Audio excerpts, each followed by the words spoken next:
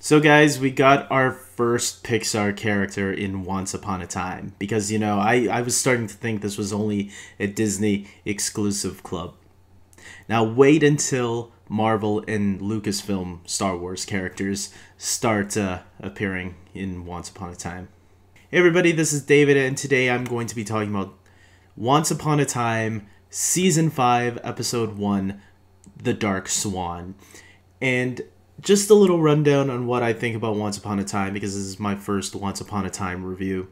The very first season of Once Upon a Time I really thought was a really solid season. I really thought the storytelling in that season was really strong, and I really enjoyed that season a lot. It's my favorite season of Once Upon a Time.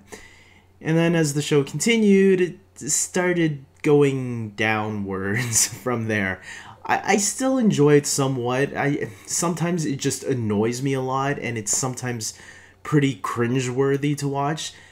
And but for the most part, I mean, I have fun with the series whenever it brings in new Disney characters, or in this case today, Pixar, which I'll get into.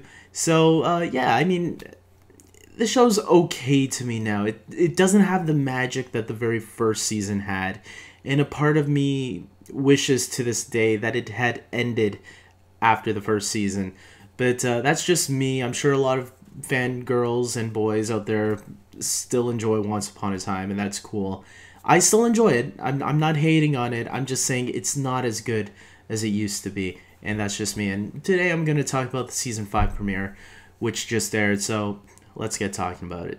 So first of all, this episode takes place where the last episode takes place, from where Emma is now the Dark One. She saved Regina at the end of the last episode, and she's taken the darkness within herself to save everybody. And what happened to her? She is sent to the Enchanted Forest, where she's, trying to get away from hurting anybody. And who does she stumble across? She first stumbles across Rumpelstiltskin, who is... It's not really him, because the real him is still in Storybrooke, still, dazed out after what has happened. But she's seeing Rumpelstiltskin that was in her head kind of thing. So she's a little crazy in her head, and we're seeing this image of Rumpelstiltskin kind of as a voice in her head. And, he's kind of tempting her to use magic, and to use dark magic, of course. So Emma's obviously fighting that off, and, she eventually stumbles into Merida, who is the Pixar character Merida from, Pixar's Brave. And that was interesting to me, because I remember hearing reports about it, so I wasn't sure how they were going to handle it. They kind of changed her history there, because they said her father had passed, as she was explaining her backstory a little bit more.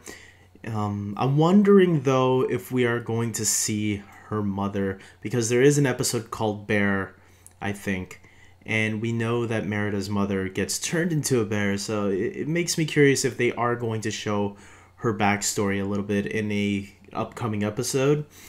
But for the most part, yeah, I thought the Emma and Merida stuff was okay, and having Rumpelstiltskin there in her head to kind of tempt her to use her evil magic.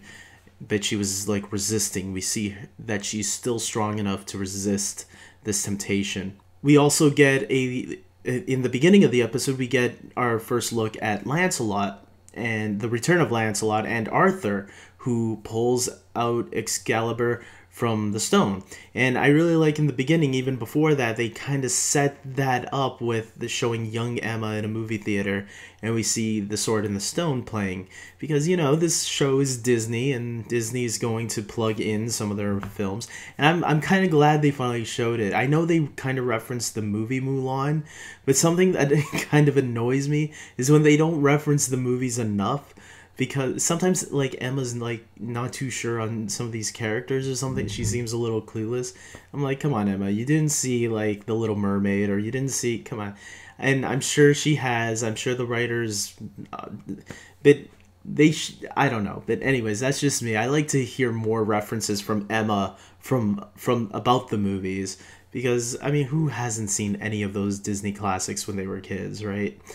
It makes me wonder though if Emma saw Pixar's Brave, because she didn't recognize Merida. It didn't seem like it anyway. So yeah, so I thought that was a pretty nice acknowledgement to the film, and showing us the differences. If people, you know, haven't already realized that this is a Disney show and they're borrowing a lot from the Disney films, but putting a gigantic twist on it, that was a nice way of showing it. Of course, we also have the characters in Storybook, you know, Regina and Henry and Captain Hook and all those guys. You know, they're trying to find out, okay, where has Emma gone to, because they don't know. And when they do figure it out from the old man, they go and they realize they need Zelina's help, you know, the Wicked Witch from The Wizard of Oz. They realize they need her help, and so at first Regina doesn't want to use her help, just to get a little bit of information from her, and that's it. But Hook and Henry realize, no, you know what, we're probably going to need her help. So they break her out of prison, and they use her to send them back to the enchanted forest. And once there, obviously they save Emma, and then they meet Lancelot and Arthur, and they're taken back to Camelot. And okay, it seems like it's going well, you know, the whole episode seems to be going pretty good. And then it skips 6 weeks, and what happens, as soon as the characters came back, and I saw them all lying down in that, you know, in Granny's cafe, I said to myself, they're gonna forget. They've already forgotten what just happened in those 6 weeks. I kind of had a feeling as soon as it skipped 6 weeks. I was like, oh, 6 weeks, what's this? And then as soon as I saw them all lying down in the restaurant, I already figured it out. And that's where the episode loses some points for me, because again, this show is doing something that annoys me, and it's using the same tropes that they've done in the past. Okay, now they're gonna forget, so now throughout the season we're going, it could pay off, who knows, but it kind of annoys me at the same time, because they've done this before, and we don't need to see the same repetitive stories or tropes being done, you know? I mean, this could give us some... Emma is fully evil now, it looks like, after these 6 weeks. So whatever happened, we're going to see how Emma, you know, turned that way at the very end there. And what happened to Merlin, what happened to Arthur, what happened to some of those characters, obviously they're going to be revealed in the flashbacks. There's 6 weeks worth of flashbacks there, so... But it's just annoying to me when the show does this, and like we've seen this before. Give us something new, guys. And if this is the reason why I feel the show should have ended after season 1, or at least 2 maybe, because season 1 did leave some things left open that I wanted to see. Like I felt the Bellfire and Rumpelstiltskin's storyline needed to be wrapped up, and some other ones here and there, but it should have ended a long time ago, this show, because clearly now they're just stretching it out, and this is more of a stretch than Lost was. If you remember Lost was a show that a lot of people feel was stretched on for longer than it should have. I don't think that show was stretched long enough, because the creators of that show didn't answer every question. This show has answered a lot of questions already, and now they just seem to be stretching it for as long as the show survives, and they're just, you know, now recycling things that they've already done. And I'm still looking forward to whatever is going to be happening, you know, and some of the new characters. Like, I hope Merida returns. I heard that they're bringing Mulan back as well, and obviously there's going to be some new characters. Something that I do hope that happens this season, that I was hoping for last season, is Jafar. I'm hoping they bring Jafar into this show. I know they had him on the Once Upon a Time in Wonderland spin-off, But I did like the character of Jafar in that movie, played by Naveen Andrews, who was on Lost. And I think he did a great job. And I hope they bring Jafar on this show, because seeing Jafar is one of my all-time favorite Disney villains. It would be cool to see him mess with the Once Upon a Time, the regular Once Upon a Time characters. I think that would be really awesome. But, you know, I'm not the producer of the show. But if any of the producers watch this, now they know what one fan wants to see. And maybe if other fans want to see that too, comment below and help me get the word out. So I guess that's it, guys. That's all I have to say. I'm giving this episode a 6 out of 10. I thought it was a pretty weak premiere, especially that ending there. That ending made me knock out another point. It was going to get a 7 out of 10 from me, but that ending annoyed me.